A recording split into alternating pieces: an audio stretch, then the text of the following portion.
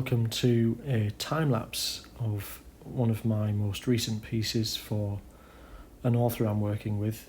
He's called Lee Mountford and writes all sorts of horror novels that span horror, fantasy to dark fantasy, and of course more traditional ghost stories.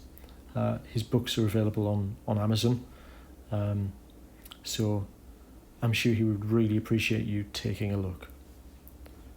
As for this drawing, this is an illustration for one of his books, and it features a creature called a Seer, which is a kind of a more long in the tooth witch, so to speak.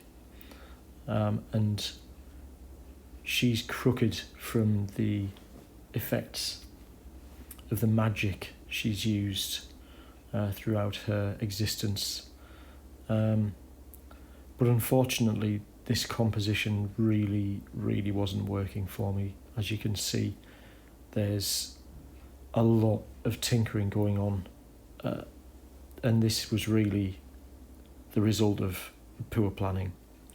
I thought it would look really cool if she was emerging from kind of behind a gravestone, but as the drawing went on, it just didn't feel right. She was too small in the composition.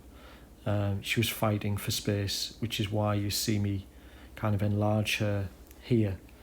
But the other problem is that I couldn't really get right the pose and make her look in any way imposing. It was much more like she was squatting down as if trying to make herself small rather than squatting because she was unable to stand.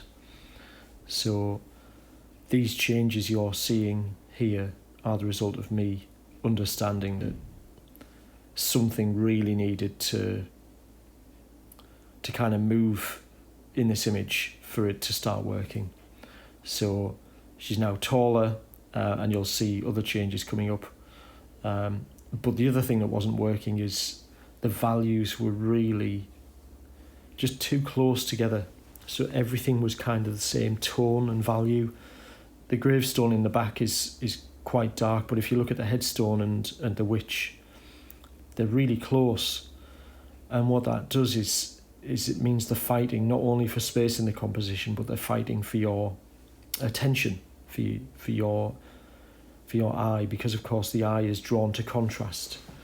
I put a previous drawing that I've done of a witch in at this point to kind of reference it and think about the colour and shape of the face. I should say the values, because there isn't any colour.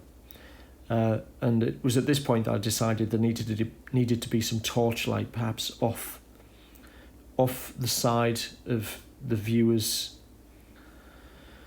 perception. And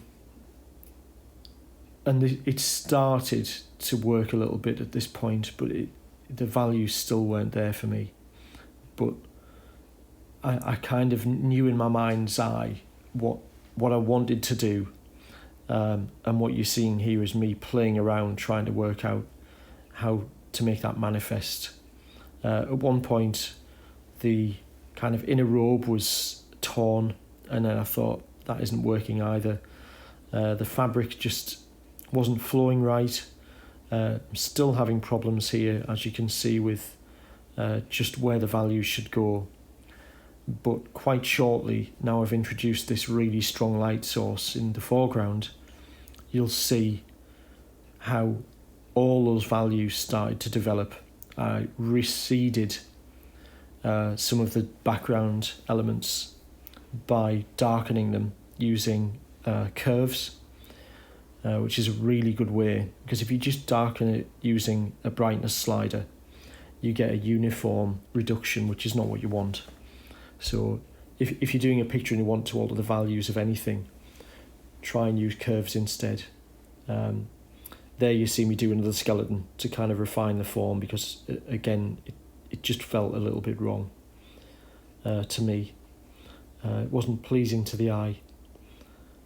But now, as you can see, the values are really starting to take shape, and the drawing is coming along, but there's still problems, and a lot of it now is refining where those areas of light and shadow are.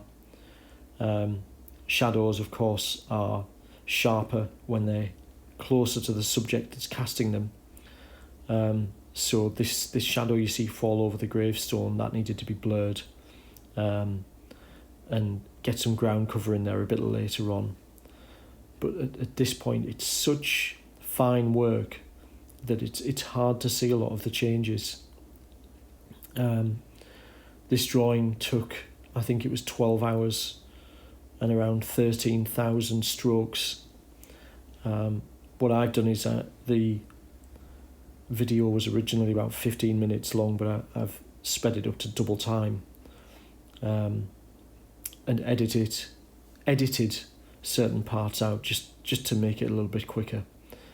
But it's now at this point that I'm really starting to feel like this is working, and the light is drawing the viewer's attention to the open mouth with the teeth, the nose, the eye, that you can see in greater detail. And when you see flashes of like little dots on the screen and things like that, that's me using, that brush is actually called Driven Snow in Procreate.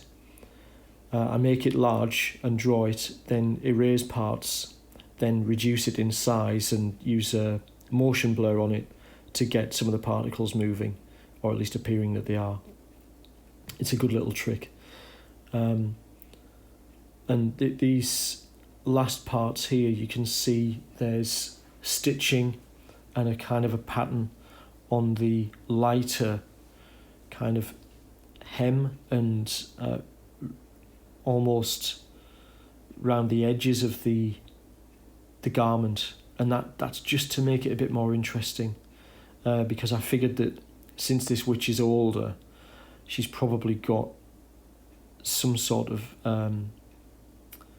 hierarchy underneath her, and therefore her robes are going to be of a higher quality. So that's the drawing complete. Please get in touch if you'd like to know more. My details are in the description. But thanks very much for watching, and I hope you come back for more.